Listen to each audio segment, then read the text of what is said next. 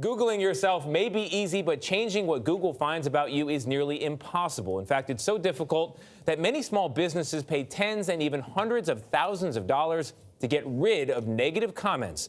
The companies that do this are known as reputation management companies. Jim Axelrod is here with our investigation into this growing online industry. Jim, good morning. Good morning. Online reputation management companies promise digital magic to make negative web pages disappear.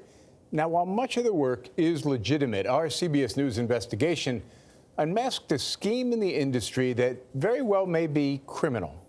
I'm here to tell you what I could do for you is bury it and hide it. What you're watching is a meeting with hidden cameras CBS News producers set up with John Rooney, who runs Web Savvy LLC, one of those reputation management firms that buries bad reviews online. Look, when it comes to this kind of suppression, quote unquote, hiding, pushing down work, it's dependent upon a number of factors, okay? A lot of which depends on Google. Reputation management companies like these legally try to trick Google by flooding the internet with positive content about their clients, forcing negative links down to Google's second and third pages, where almost nobody looks.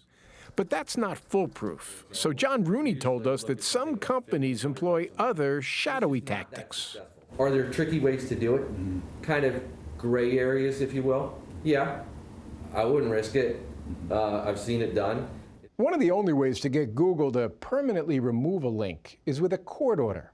We sorted through thousands of these court orders and found all kinds of small businesses across America trying to clean up their reputations. But we also spotted a problem.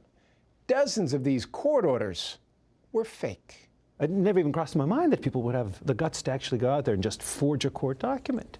As Eugene Volokh, a UCLA law professor who specializes in internet law, points out, forging a court document is criminal. Part of it is also just how brazen it is. They take a judge's signature and they copy it from one order to another order, and they pretend something is a court order. It's cheaper and it's faster if they don't get caught. We worked with Volokh and identified more than 60 fraudulent court orders sent to Google. Some are obviously fake, like this one, with a case number of 123456789. Others are more sophisticated, like these that appear to be drawn from 9 different federal courts across the country.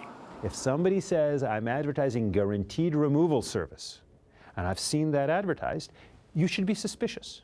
It's not just about making a bad review of your local restaurant disappear. We uncovered bogus court documents submitted on behalf of 2 convicted criminals who wanted Google to forget about their crimes.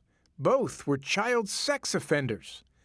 Of the more than 60 phony documents, we found that 11 had signatures forged from judges in, of all places, Hamilton County, Ohio.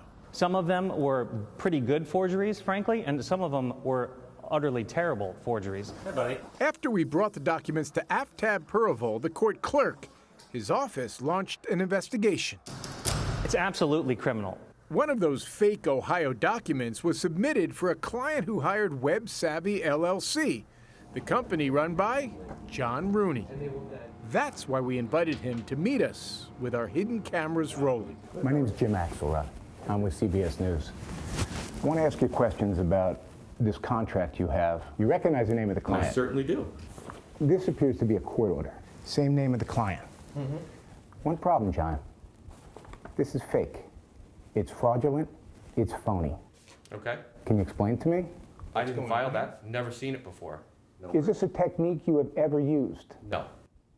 I'm trying to figure out how the same links that are in this contract that you were paid $7,500 to remove end up in a fake court order with the client's name.